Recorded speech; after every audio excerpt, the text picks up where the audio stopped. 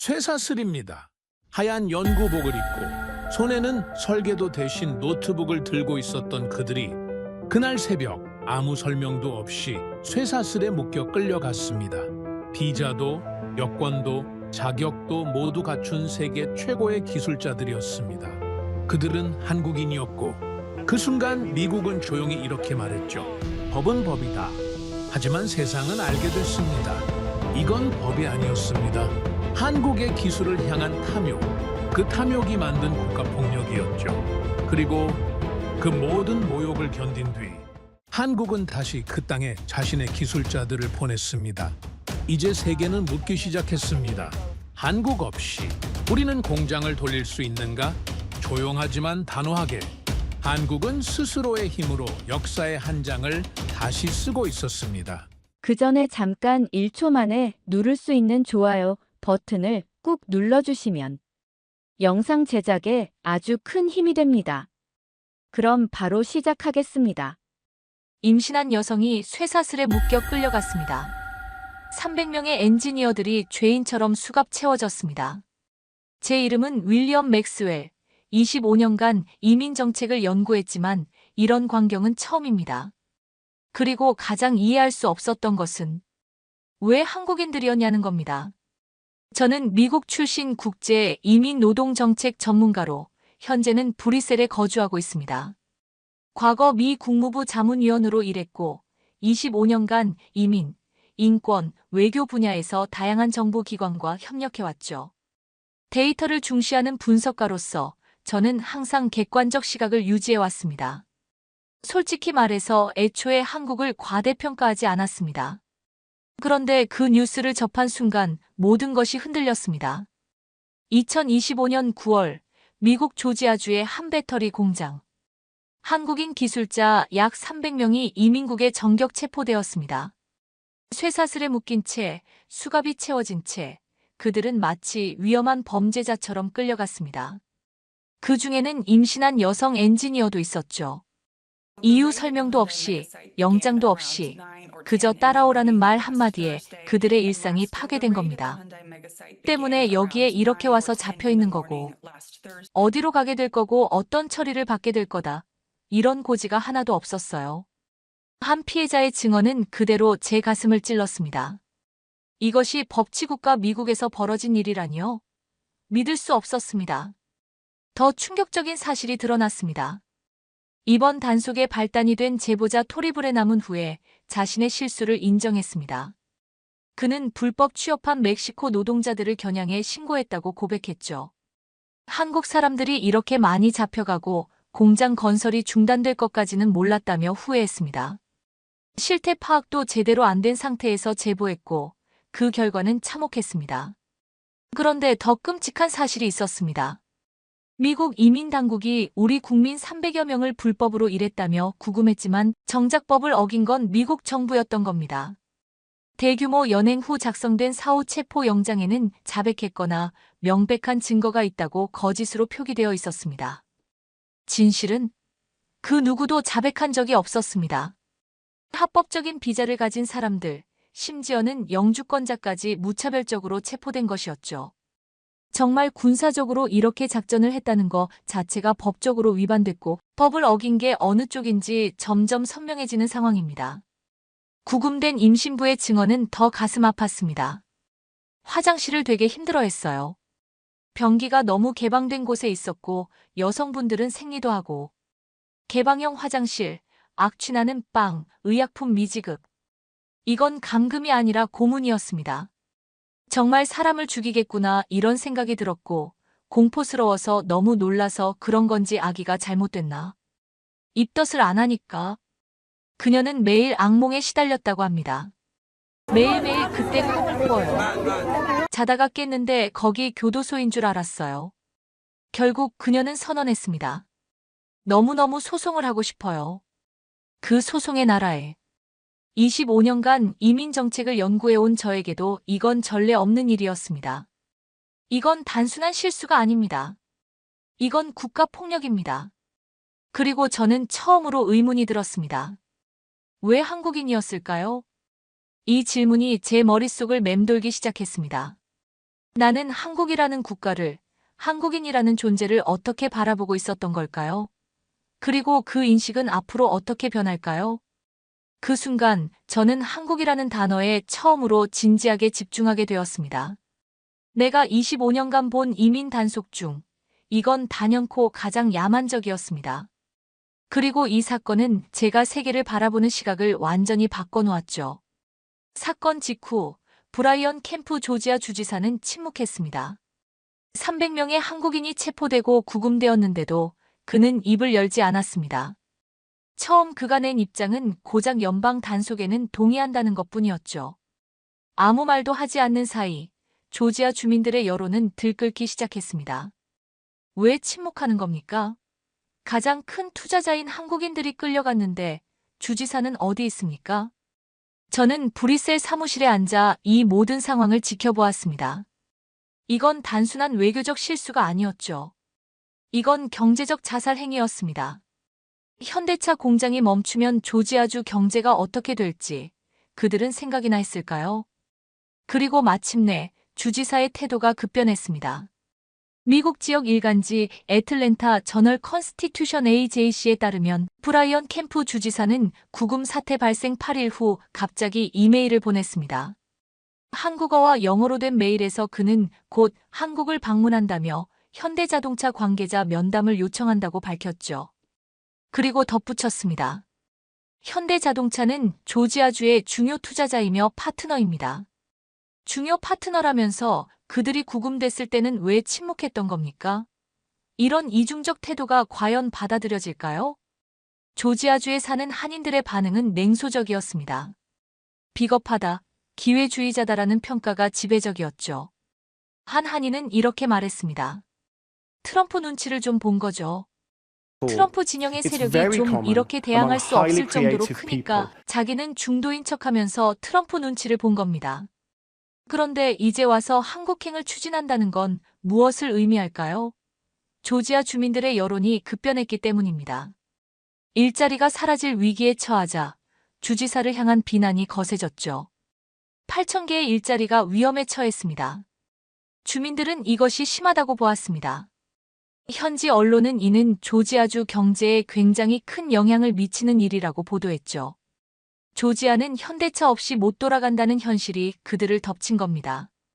트립 톨리슨 서베너 경제개발청장의 발언은 더 직접적이었습니다. 그는 현지 언론 인터뷰에서 한국인들의 복귀를 희망한다며 충격적인 진실을 고백했습니다. 현대차 공장에서 일하는 사람들은 장비를 설치하고 임직원들에게 배터리 셀 기술을 가르칠 수 있는 유일한 사람들입니다. 그렇습니다. 유일한 사람들이라니요. 이것이 미국의 현실입니다. 한국인 기술자 없이는 공장이 돌아가지 않는 것이죠.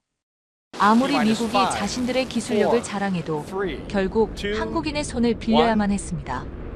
그런데 문제는 단기 출장 비자의 서사가 계류 상태라는 점이었죠. 미국은 한국인들을 필요로 하면서도 그들을 다시 데려올 방법이 없었습니다.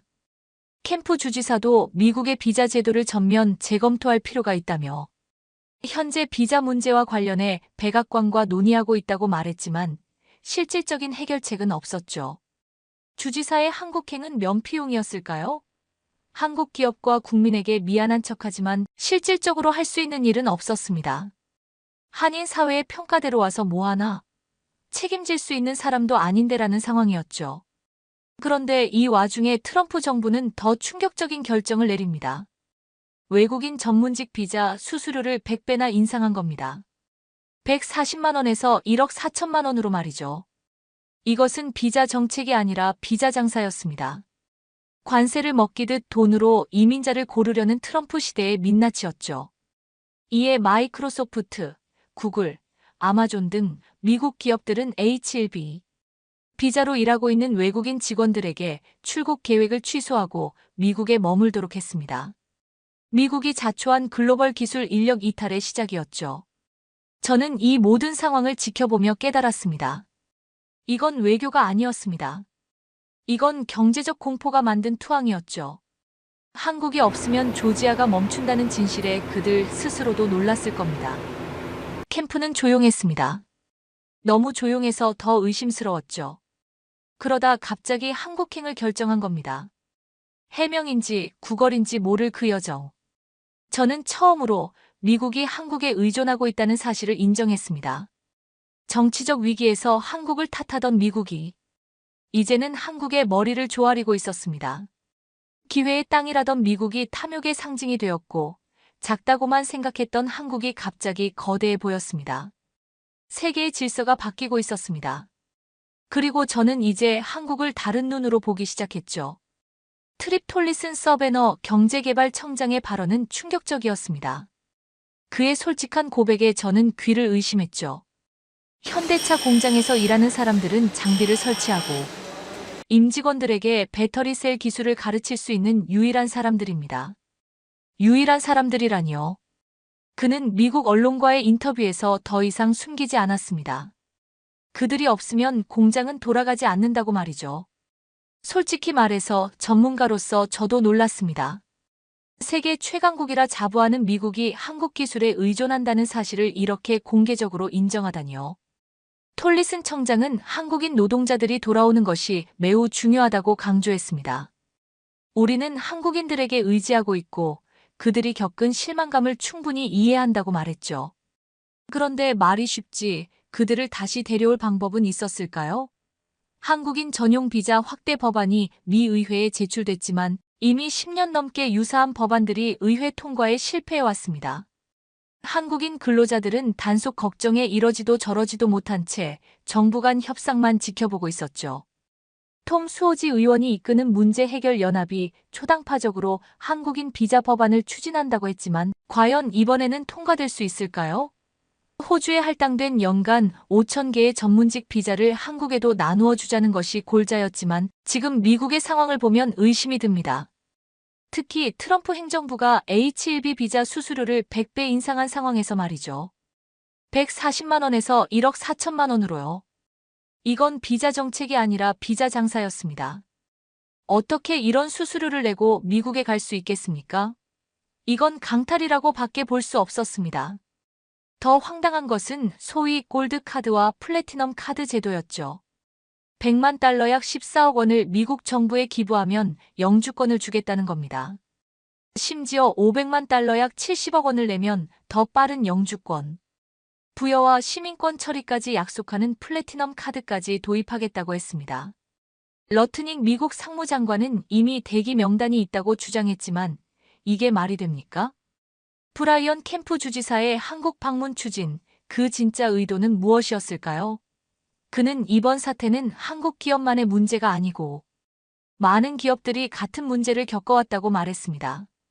이번 사건이 외국 기업의 조지아 투자를 위축시키지 않을 것이라고 덧붙였죠. 하지만 이런 말로 구금된 사람들의 트라우마가 치유될까요? 저는 이 모든 상황을 지켜보며 깨달았습니다. 이건 외교가 아니었습니다. 이건 경제적 공포가 만든 투항이었죠. 조지아주의 미래가 한국 기술자에 달렸다는 사실을 인정하기 힘들었겠지만 그것이 현실이었습니다. 미국의 약점이 드러난 순간이었죠. 현대차 서장은 구금됐던 노동자 대부분이 첨단 배터리 테스트 작업 중이었다고 밝혔습니다. 이들이 없어지자 공장은 멈췄고 일정은 지연되었습니다. 현대자동차는 결국 투자 계획을 10년에서 5년으로 단축하기로 결정했죠. 호세 문수스 사장은 직원들이 겪었던 스트레스와 고초를 이해한다며 이들이 풀려난 것에 안도하고 있다고 말했습니다. 그러나 더 중요한 것은 그의 다음 발언이었습니다. 한국산 자동차에 대한 관세율을 25%에서 15%로 낮추는 후속 합의도 서둘러야 한다고 요청한 겁니다. 이것은 단순한 요청이 아니었습니다. 이건 경고였죠. 우리 없이는 당신들도 버틸 수 없다는 메시지였습니다. 미국이 한국에 무릎 꿇는 장면을 저는 눈으로 봤습니다. 트럼프를 위해 한국인을 희생시킨 대가가 돌아온 것입니다. 그리고 가장 놀라운 건 한국인들의 태도였습니다. 그들은 분노하거나 선동하지 않았습니다. 대신 조용히, 차분히, 정확히 대응했죠. 이건 국격이라는 단어로밖에 설명할 수 없었습니다. 현대차 인력은 한국의 자존심이었고 미국의 급소였습니다. 이건 더 이상 작은 나라의 이야기가 아니었습니다. 그날 이후 저는 코리안이라는 단어를 다르게 듣게 되었죠. 전에는 한국을 그저 작은 아시아 국가, 열심히 따라오는 나라 정도로만 생각했습니다. 그런데 이 사태를 통해 저는 한국이 세계 경제에서 얼마나 중요한 위치를 차지하고 있는지를 깨달았습니다. 미국이 한국에 의존하고 있다는 사실은 제가 가진 세계관을 완전히 뒤집어 놓았죠. 그리고 이제 저는 한국을 다르게 보기 시작했습니다. 이건 단순한 외교적 마찰이 아니었습니다. 이건 세계 질서의 변화였죠. 그리고 그 중심에 한국이 서 있었습니다. 미국 내 반응은 극명하게 갈렸습니다. 일부 보수 진영은 법대로 했다고 강변했지만 민주당 중진 톰 수오지 의원은 달랐습니다. 그는 이 사태를 끔찍한 일이라 규정하고 한국인 전용 비자 확대 법안을 발의했죠. 사태 이후 의회에서 나온 첫 움직임이었습니다. 그러나 이와 동시에 트럼프 행정부는 충격적인 결정을 내립니다. H-1B 비자, 즉 전문직 비자 수수료를 100배나 인상한 겁니다. 1,000달러에서 10만 달러로 말이죠. 우리 돈으로 140만 원에서 1억 4천만 원이 된 겁니다. 이게 말이 됩니까? 이재명 대통령이 언급했던 미국하고 일본의 합의 내용이에요. 그 펀드를 구성을 하면 투자처를 미국이 정한다. 그리고 우리는 그렇게 정해지면 현금으로 돈을 준다는 거잖아요. 받아들일 수가 없습니다. 이건 투자가 아니라 강탈이라고 저는 보고요. 정확히 강탈이었습니다. 투자는 뭐냐면 투자할 만한 곳인가를 우리가 보고 정부가 보증을 쓰고 기업들이 가서 투자하는 겁니다. 그게 시장 논리에 합당한 겁니다. 그런데 지금 미국은 그런 것 다 안 하겠다는 겁니다. 마치 강도처럼 말이죠. 거기에 더해 소위 골드카드라 불리는 새 영주권 제도까지 도입했습니다. 100만 달러, 우리 돈으로 14억 원을 미국 정부에 기부하면 영주권을 주겠다는 내용입니다. 심지어 500만 달러 70억 원을 내면 더 빠른 영주권 부여와 시민권 처리까지 약속하는 플래티넘 카드까지 언급했죠. 러트닝 미국 상무장관은 이미 대기 명단이 있다고 주장했습니다. 이건 국가입니까? 아니면 장사꾼입니까? 미국 내 대기업들도 혼란에 빠졌습니다. 마이크로소프트와 구글, 아마존 등이 H-1B 비자로 일하고 있는 외국인 직원들에게 출국 계획을 취소하고 미국에 머물도록 했습니다. 출국했다가 못 돌아올 수 있다는 위험 때문이었죠. 미국이 자초한 글로벌 기술 인력 이탈의 시작이었습니다. 이런 혼란의 백악관은 기존 비자 보유자가 아닌 신규 신청자에게만 적용된다며 긴급 진화에 나섰지만 기업들의 혼란은 커질 대로 커졌습니다. 마이크로소프트는 해당 직원들에게 보낸 추가 이메일에서 향후 며칠간 입국장에서 일부 혼선이 있을 수 있다고 경고했죠. 트럼프 정부는 외국인 대신 미국인 고급 인력, 고용을 늘리라는 취지라고 설명했지만 이건 명백한 역주행이었습니다. 전문직 비자 수수료 100배 인상이 결과적으로 미국 기술 산업에 타격을 줄 것이 분명했습니다. 미국 내 스타트업 창업 기반을 무너뜨릴 것이고 기술 인력 유치 경쟁을 벌이고 있는 다른 나라, 특히 중국의 기회가 될 것이라는 전망이 나왔죠. 이 모든 상황을 지켜보며 저는 미국이라는 나라가 어떻게 변했는지 실감했습니다. 기회의 땅이 아니라 탐욕의 땅이 되어버린 겁니다. 그런데 더 의문이 들었죠. 왜 한국은 조용한 걸까요? 한국인들의 태도에서 저는 많은 것을 배웠습니다. 그들은 분노하거나 선동하지 않았습니다. 대신 조용히, 차분히, 정확히 대응했죠. 이건 국격이라는 단어로밖에 설명이 안 됐습니다. 귀국한 피해자들 중 일부는 법적 대응을 준비하고 있었습니다. 조지아 아시아계 인권단체를 중심으로 자료를 수집하고 변호사 연합을 구성하고 있었죠. 미국 내 유사한 소송 사례를 분석한 결과 실제 배상받은 전례가 있다는 것도 밝혀졌습니다. 조용히, 논리로, 국격으로 한국은 움직이고 있었습니다. 그들은 100만 달러를 내면 영주권을 주겠다고 했습니다.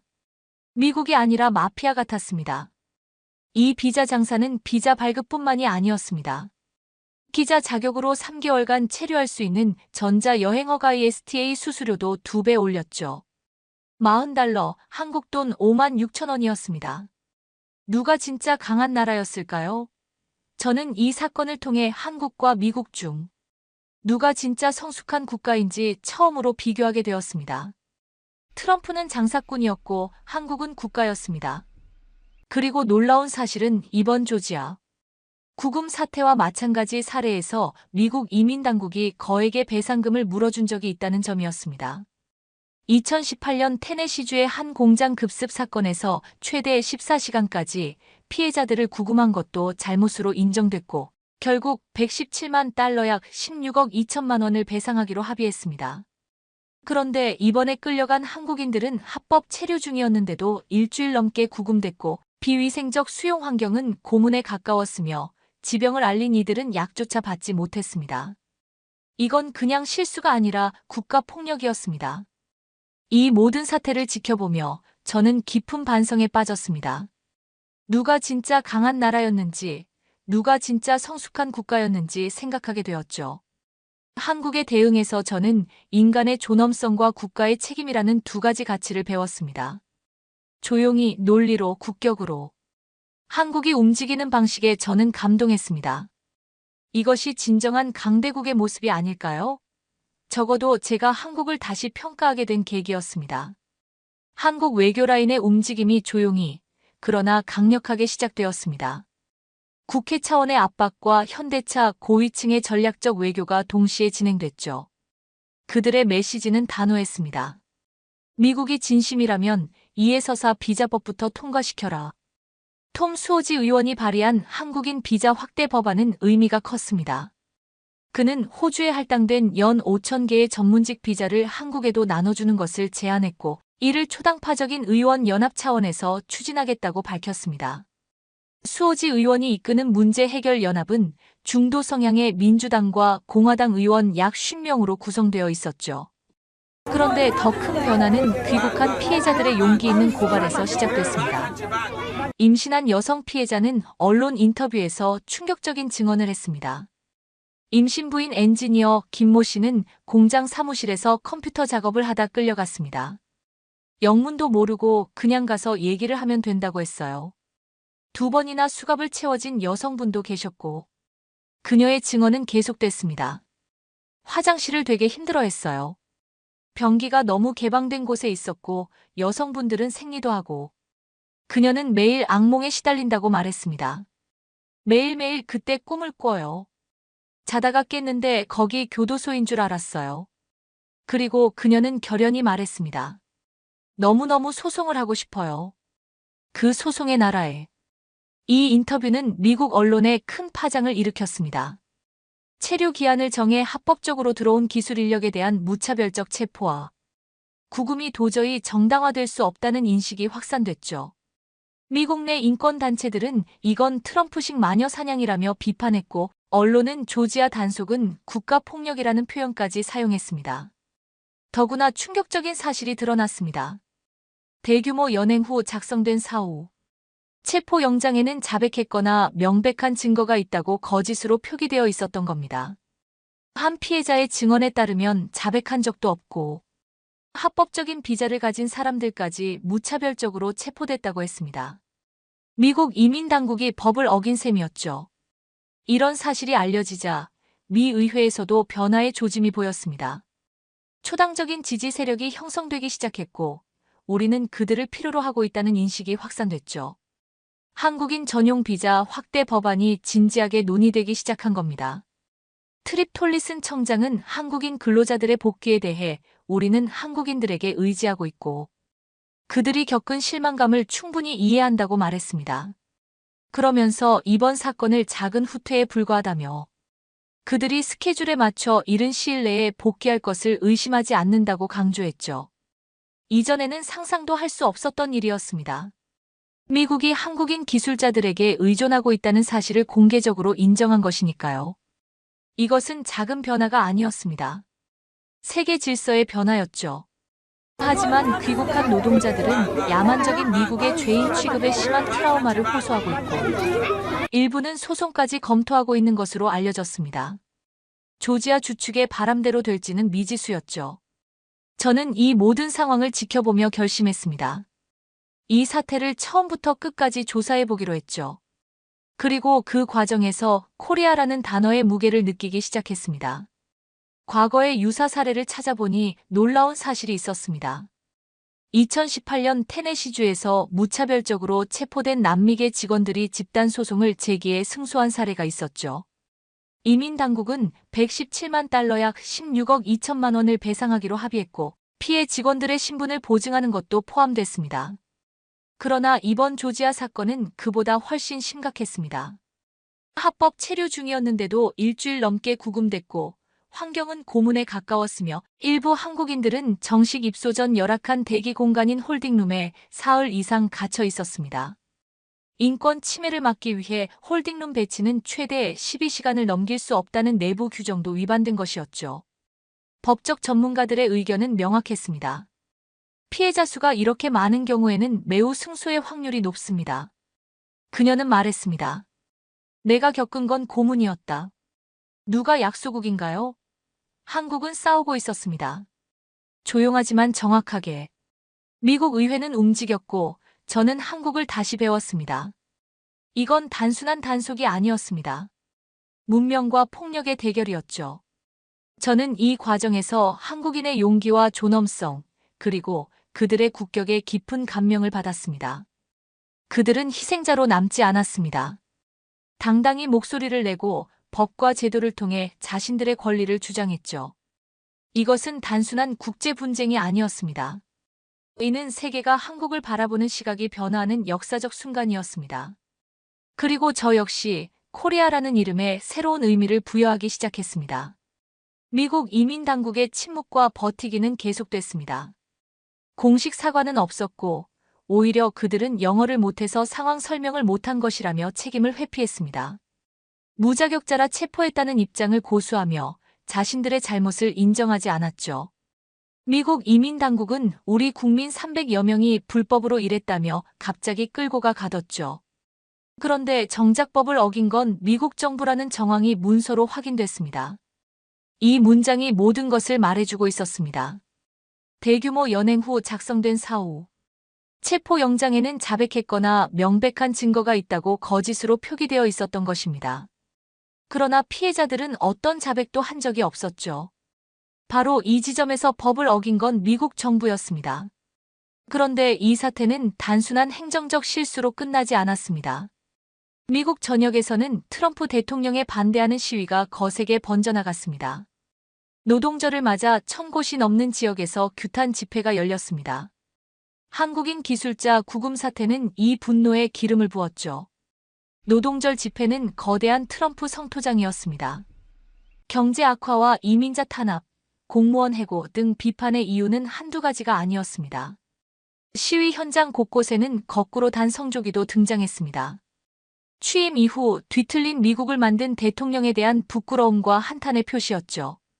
워싱턴 DC를 포함해 뉴욕, 시카고, 로스앤젤레스 등 미국 전역에서 수십만 명이 집회에 참여했습니다.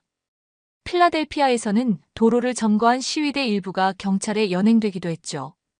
독재자를 그냥 둬서는 안 된다. 집회 참가자들의 요구는 명료했습니다. 트럼프의 법원 판결 무시와 계속되는 사법권 침해의 변호사와 법학자들도 거리로 나왔습니다. 그들은 더 나아가 대통령의 탄핵을 요구했습니다. 이런 비판은 미국 내에만 국한되지 않았습니다. 트럼프를 비판하는 집회는 전 세계 곳곳에서 벌어졌습니다. 전 세계와 관세 전쟁을 벌이고 있는 트럼프 대통령은 프랑스와 독일 등 유럽과 아시아 곳곳에서 열린 노동절 시위에서도 비판의 표적이 됐죠. 그럼에도 이민 당국은 현장에서 무슨 일을 했는지 영어로 설명 못한 탓이라고 책임을 돌렸습니다. 이런 변명이 통할까요? 아니, 이건 명백한 책임 회피였습니다. 한편 법적 대응은 구체화되기 시작했습니다. 조지아 아시아계 인권단체를 중심으로 피해 사례를 수집하고 다른 이민자 단체들과 법적 대응 방안을 논의하기 시작했습니다. 미국 내 유사한 소송 사례를 분석한 결과 실제 배상받은 전례가 있었죠. 2018년 테네시주에서 무차별적으로 체포된 남미계 직원들이 집단 소송을 제기해 승소한 사례가 있었습니다. 당시 이민 당국은 117만 달러 약 16억 2천만 원을 배상하기로 합의했고 피해 직원들의 신분을 보증하는 것도 포함됐죠. 법적 전문가들의 의견은 명확했습니다. 피해자 수가 이렇게 많은 경우에는 매우 승소의 확률이 높습니다. 그런데 더 큰 문제는 공장 건설 지연으로 인한 경제적 손실이었습니다. 조지아 언론은 단속으로 인해 최대 3개월 지연, 지역 GDP에 큰 타격이라고 보도했습니다. 현대차는 투자 계획을 10년에서 5년으로 단축, 위기 관리에 착수했죠.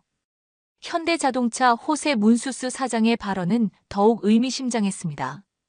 그는 미국 뉴욕에서 열린 행사에서 당시 체포된 300여 명의 인력들은 다수가 첨단 배터리 생산을 위한 막바지 테스트 작업을 하고 있었다고 밝혔습니다.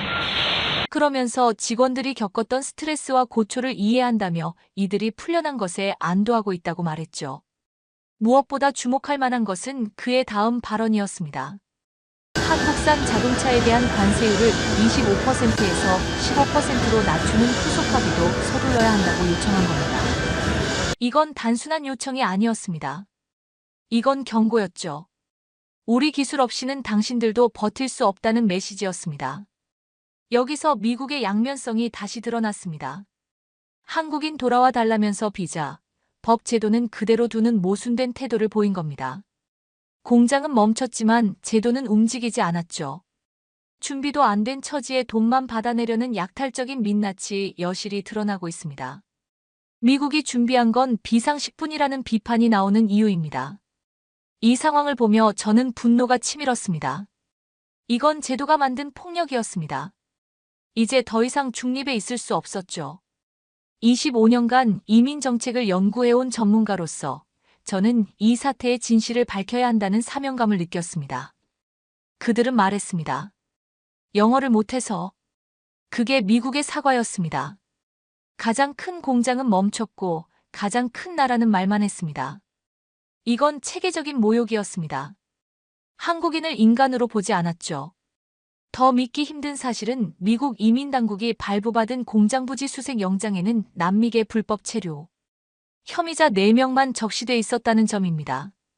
이들을 찾는다는 명분으로 영장을 받은 뒤 눈에 띄는 대로 끌고 간 인원이 무려 475명이었습니다. 개개인이 법을 위반했다고 볼 만한 상당한 이유가 없다면 이런 무더기 체포 자체가 불법이라는 게 미국 법원의 일관된 판단이었습니다. 이민 당국의 위선적인 태도에 저는 더 이상 침묵할 수 없었습니다. 저는 공식 성명을 작성하기 시작했습니다. 미국 정부를 향해 처음으로 말이죠. 이건 단순한 행정적 실수가 아닙니다. 이건 체계적인 인권 침해입니다. 법치 국가라고 자부하는 미국이 자국법을 스스로 어기면서 어떻게 세계의 모범이 될 수 있겠습니까? 하지만 제 성명이 무슨 소용이 있을까요? 그래도 저는 계속 글을 썼습니다. 그것이 제가 할 수 있는 최소한의 행동이었으니까요. 그런데 한국인들은 달랐습니다. 그들은 조용히 그러나 확실하게 대응하고 있었습니다. 법적 소송을 준비하며 국제사회의 지지를 얻어내고 자신들의 기술력을 무기로 미국을 압박하고 있었죠. 가장 큰 공장은 멈췄고 가장 큰 나라는 말만 했습니다. 한국은 행동으로 보여주고 있었죠. 한국 기술자들의 복귀 없이는 공장도 일자리도 경제적 이익도 없다는 사실을. 이 시점에서 저는 깨달았습니다. 제가 바라본 세계 질서는 이미 변하고 있었습니다. 미국이 한국에 무릎 꿇는 모습을 저는 목격하고 있었죠. 그러나 한국은 승리에 취하지 않았습니다. 그들은 정당한 권리를 요구했을 뿐입니다. 저는 이제 미국 정부를 향해 목소리를 낼 것입니다. 처음으로 말이죠. 이건 더 이상 그들만의 문제가 아닙니다. 이건 인류의 존엄성에 관한 문제입니다. 그리고 저는 한국의 편에 서기로 결심했습니다. 집단 소송이 본격적으로 가동되자 미국 정부는 마침내 움직이기 시작했습니다. 과거의 유사 사건에서 있었던 160만 달러 배상 선례를 보면 이번에도 승소 가능성이 높았죠. 미국 정부도 이를 인지하고 한국인 피해자들에 대한 유사 보상 및 비자 보호 검토에 착수했습니다. 피해자 수가 이렇게 많은 경우에는 매우 승소의 확률이 높습니다. 법적 전문가들의 분석은 정확했습니다. 2018년 테네시주에서 남미계 직원들이 집단 소송을 제기해 117만 달러야 16억 2천만 원을 배상받은 사례가 있었죠. 그런데 이번 조지아 사건은 그보다 훨씬 심각했습니다. 합법적 체류자를 무차별 체포했고 고문에 가까운 환경에 가두었으며 임신부까지 구금했으니까요. 이 와중에 뉴욕에서 열린 글로벌 투자자와 전문가들을 대상으로 한 행사에서 현대자동차 호세 문수스 사장의 발언은 세계를 놀라게 했습니다. 우선 당시 체포된 300여 명의 인력들은 다수가 첨단 배터리 생산을 위한 막바지 테스트 작업을 하고 있었습니다. 그의 발언은 계속됐습니다. 무엇보다 직원들이 겪었던 스트레스와 고초를 이해한다며 이들이 풀려난 것에 안도하고 있다고 말했죠. 그런데 정작 충격적인 것은 그의 다음 발언이었습니다. 한국산 자동차에 대한 관세율을 25%에서 15%로 낮추는 후속 합의도 서둘러야 한다. 이건 단순한 요청이 아니었습니다. 이건 정면 압박이었죠. 그리고 더 놀라운 것은 그의 발언이 실제로 투자 시장에 영향을 미쳤다는 사실입니다. 뉴욕 투자 컨퍼런스에서는 한국인 복귀 없이는 수익도 없다는 인식이 확산됐고 한국 기술 인력의 희소성과 신뢰도가 글로벌 투자 기준으로 격상됐습니다. 현대자동차는 전기차 판매 목표를 삭제하고 투자 계획 단위도 10년에서 5년으로 단축했습니다. 현대차의 이런 결정은 단순한 기업 전략 변화가 아니었습니다. 이는 미국에 대한 불신임 선언이었죠. 이번 사태는 미국과 조지아 전체의 문제라는 문수스 사장의 발언은 한국 기업의 입장이 단순한 피해자를 넘어 글로벌 파워로 성장했음을 보여줬습니다. 그리고 마침내 일부 한국 기술자들이 정당한 절차에 따라 다시 조지아에 입국하기 시작했습니다. 구금당했던 여성 엔지니어 김 씨는 당당하게 말했습니다. 나는 다시 왔다. 기술은 내가 갖고 있으니까. 그녀의 말에 저는 전율했습니다. 이건 단순한 복귀가 아니었습니다. 이건 승리의 입성이었죠. 쇠사슬을 찾던 손으로 다시 장비를 가동시키는 그 모습에서 저는 한국인의 존엄과 자긍심을 보았습니다. 미국 내 인권단체들과 언론도 움직이기 시작했습니다. 조지아 단속은 국가폭력이라는 표현이 등장했고 이건 트럼프식 마녀 사냥이라는 비판이 쏟아졌습니다. 미국 사회 내에서도 성찰의 목소리가 커진 것입니다. 글로벌 투자자들의 반응도 달라졌습니다. 한국 기술 인력의 부재가 실제로 수익에 영향을 미친다는 사실이 확인되면서 투자 기준 자체가 변화했습니다. 한국 기술자 없으면 수익도 없다는 인식이 퍼졌죠. 이 모든 상황을 지켜보며 저는 깨달았습니다. 이건 단순한 해프닝이 아니었습니다. 이건 국제 질서의 지각 변동이었습니다. 무릎 꿇은 미국, 일어선 한국. 25년간 국제 정책을 연구해온 제가 보기에도 이런 장면은 처음이었습니다. 과거 미국은 항상 우위에서 타국을 평가하고 심지어 무시하기까지 했습니다. 그러나 이제 상황이 바뀌었습니다. 미국이 한국을 필요로 하게 된 것입니다. 한국은 이제 세계가 조심히 다뤄야 할 나라가 됐습니다. 기술력, 경제력뿐만 아니라 국가적 존엄성까지 갖춘 나라로 인정받게 된 것이죠. 이는 단순한 외교적 승리를 넘어 세계 질서의 변화를 의미했습니다. 현대차 인력은 한국의 자존심이었고 미국의 급소였습니다. 그들이 없으면 공장은 돌아가지 않았고 그들이 돌아오자 경제는 다시 움직이기 시작했습니다. 이것이 바로 21세기 국제관계의 새로운 패러다임이었습니다. 그녀는 다시 돌아왔습니다. 쇠사슬을 찾던 손으로 장비를 가동시켰습니다. 한국 기술자들의 복귀는 단순한 입국이 아니었습니다. 그것은 승리의 입성이었습니다. 저는 기자였습니다. 이제는 한국의 기록자가 되고 싶었습니다. 조용하지만 우직한 나라, 그게 한국이었습니다.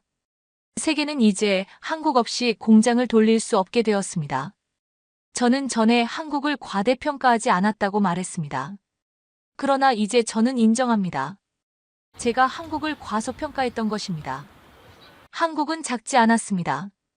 우리가 작게 봤을 뿐입니다. 현대자동차는 올해 연결 매출액 성장률 목표를 올 초 제시한 것보다 높은 56%로 제시했지만 영업이익률 목표는 관세 영향을 반영해 기존보다 낮은 67%로 하향 조정했습니다. 중장기 전략에서는 전기차 판매 목표를 삭제하고 투자 계획 단위를 10년에서 5년으로 단축했습니다. 이는 단순한 기업 전략의 변화가 아니라 미국과의 관계를 재정립하는 과정이었습니다. 한국 기업들은 더 이상 미국에 의존하지 않기로 한 것이죠. 오히려 미국이 한국 기술에 의존하게 된 아이러니한 상황이 벌어진 겁니다. 세계는 변하고 있었고 저는 그 변화의 한가운데 서 있었습니다. 한국은 이제 세계가 배워야 할 나라가 되었습니다. 기술력과 인간 존엄성, 그리고 국가적 품격까지 갖춘 나라로 말이죠. 미국 내 한국인 비자 특별법 논의가 본격화되었습니다. 톰 수오지 의원은 호주에 할당된 연 5천 개의 전문직 비자를 한국에도 나눠주자는 법안을 적극 추진했습니다. 그는 초당파적인 의원 연합 차원에서 법안을 추진하겠다고 밝혔고 놀랍게도 이번에는 광범위한 지지를 얻어냈죠. 미래의 미국은 한국과 함께 해야만 합니다. 수오지 의원이 이끄는 문제 해결 연합은 중도 성향의 민주당과 공화당 의원 약 50명으로 구성되어 있었고 이들이 한 목소리를 냈다는 사실이 중요했습니다. 과거 10여 년간 유사한 법안들이 의회 통과에 실패해왔지만 이번에는 달랐습니다. 조지아 사태가 미국 경제에 직접적인 타격을 줬기 때문이죠. 이 과정에서 한국은 글로벌 노동기술 시장의 슈퍼 엘리트로 격상됐습니다.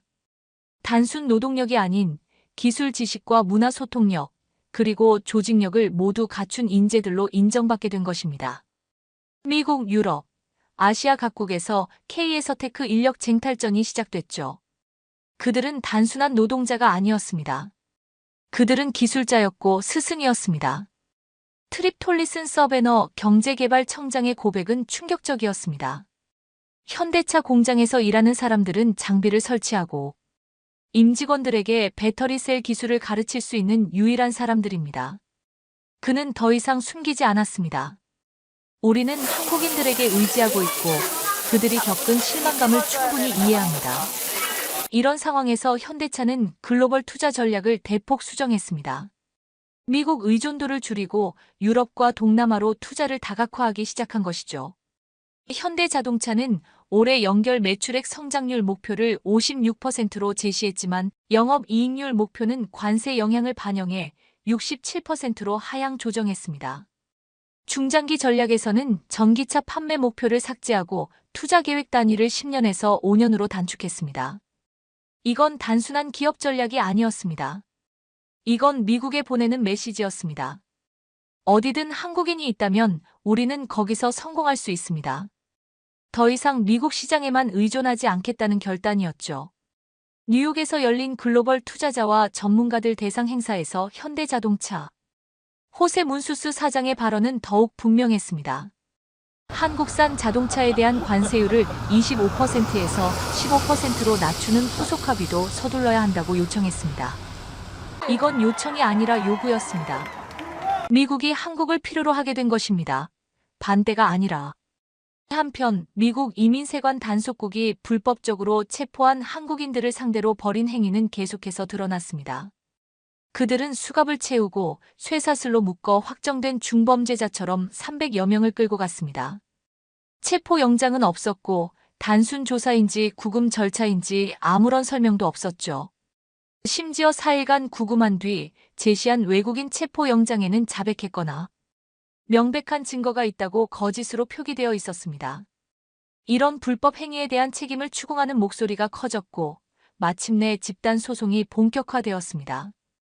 과거 유사 사례에서 미국 이민당국이 117만 달러 약 16억 2천만 원을 배상한 선례가 있었기에 이번에도 승소 가능성은 매우 높았습니다.